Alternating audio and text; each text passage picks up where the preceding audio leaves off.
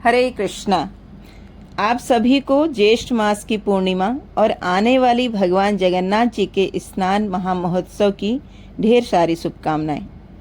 जगन्नाथ स्नान का दिवस बहुत ही विशेष है। यह दिवस है भगवान जगन्नाथ जी, बलदेव जी और सुभद्रा महारानी जी के प्राकट्य का, जिसे हम सब स्नान यात्रा के नाम से जानते हैं। आज से हजारों वर्ष पूर्व भगवान जगन्नाथ इस धरातल पर ज्येष्ठ मास की पूर्णिमा को प्रकट हुए थे। राजा इंद्रद्युम्न ने बहुत ही कठोर तपस्या की, जिसके परिणाम स्वरूप भगवान ने अपना ये सुंदर स्वरूप प्रकट किया था। जगन्नाथ स्नान यात्रा के बारे में लगभग सभी लोग जानते हैं, लेकिन क्या आप ये जानते हैं कि भगवान ने ये सुंदर स्वरूप क्यों प्रकट किया, क्यों इतना अद्भुत स्वरूप धारण किया? तो आइए श्रवण करते हैं जगन्नाथ स्नान यात्रा के पीछे छुपी हुई ये रहस्यमय कथा। ये उस समय की बात है जब भगवान कृष्ण और बलराम जी इस धरातल पर प्रकट थे। द्वारका नगरी में महान साम्राज्य को संभालते थे। वे द्वारिकाधीश बन चुके थे। उनकी 16,108 रानियां थीं। ये सभी रानियां अपने पुत्र पौत्रों के साथ सदैव भगवान की सेवा में संलग्न रहती थीं। एक दिन बड़ी विचित्र घटना घटी। उस दिन सारी रानियां बहुत प्रसन्न चित्र दिखाई देने लगीं और आज सभी रानियों को लंबे समय से जो उनको जिज्ञासा थी, बनी हुई थी उनके हृदय में, उसका समाधान मिलने वाला था। तो क्या थी वो जिज्ञासा? रानियां देखती थीं कि भगवान एक राजा, एक अच्छे पति, एक पिता, एक पुत्र की सभी जिम्मेदारियों को बहुत अच्छे से निभा रहे थे, सभी को पूर्ण रूप से न्याय दे रहे थे। लेकिन फिर भी भगवान रात्रि में राधा रानी को, गोपियों को और वृंदावन को याद करते थे। अपने ग्वाल बाल सखा नंद बाबा, यशोदा मैया को याद करके रोते थे, उन्हें पुकारते थे। भगवान को इस हालत में देखकर रानियां आश्चर्यचकित हो जाती थी कि हम भगवान की इतनी सेवा करते हैं, उनके हर चीज का ध्यान रखते हैं, तब भी भगवान वृंदावन को नहीं भूलते हैं। आखिर वृंदावन में ऐसा विशेष क्या है जिस कारण वो आज तक वृंदावन को भुला नहीं पाए हैं? ये प्रश्न सभी रानियों के मन में चलता था और आज उस प्रश्न का उत्तर माता रोहिणी उन्हें वृंदावन की कथा सुनाने वाली थी। अब ये कथा सामान्य तरीके से सुनाई जाने वाली नहीं थी। इस कथा को तभी सुनाना पड़ेगा जब कृष्ण और बलराम महल से बाहर गए हों, वरना भगवान को वृंदावन की लीलाओं से बाह्य चेतना में लाना बहुत मुश्किल हो जाता है। इसलिए यह निर्णय लिया गया कि जब कृष्ण बलराम महल से बाहर जाएंगे तभी वृंदावन की कथा बताई जाएगी।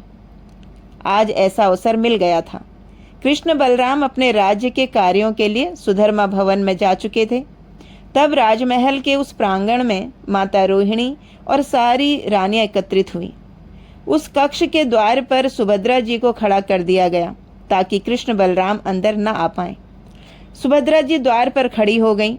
तब माता रोहिणी ने कृष्ण बलराम की बाल्यावस्था से युवावस्था, पौंगण अवस्था की लीलाओं का रसपान कराया। सुभद्रा जी भी हाथ फैलाए द्वार पर खड़ी ये लीलाएं सुन रही थीं। ये लीलाएं प्रेम से भरी हुई थीं। सुभद्रा जी स्वयं को उन लीलाओं में डूबने से नहीं रोक पाईं। इतने में कृष्ण बलराम कब द्वार पर आ गए, सुभद्रा को पता ही नहीं चला। कृष्ण बलराम ने देखा कि कक्ष में माता रोहिणी वृंदावन की कथा सुना रही हैं।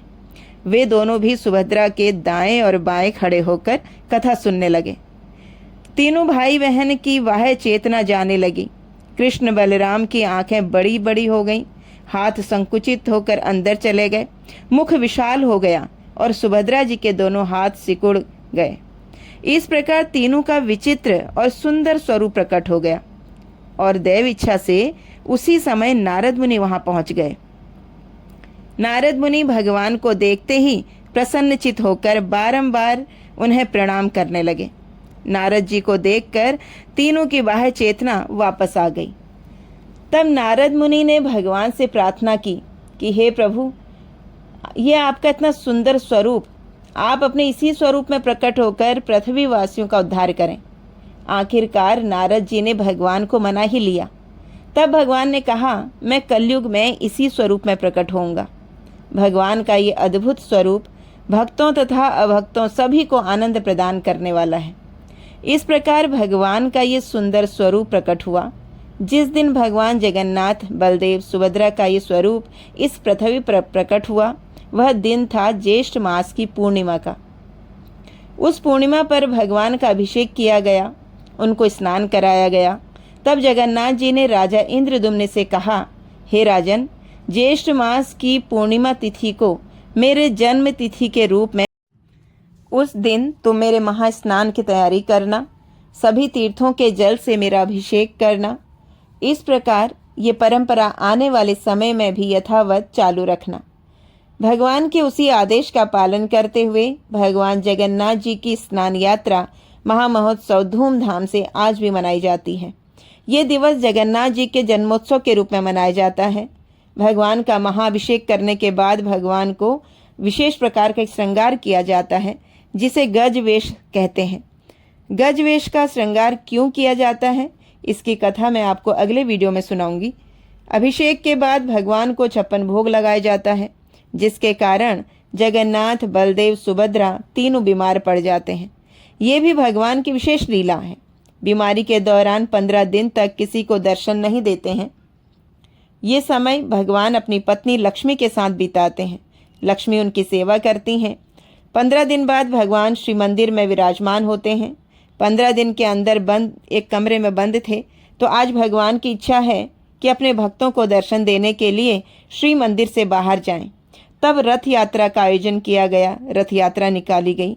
तो यही थी स्नान यात्रा के पीछे की रहस्य।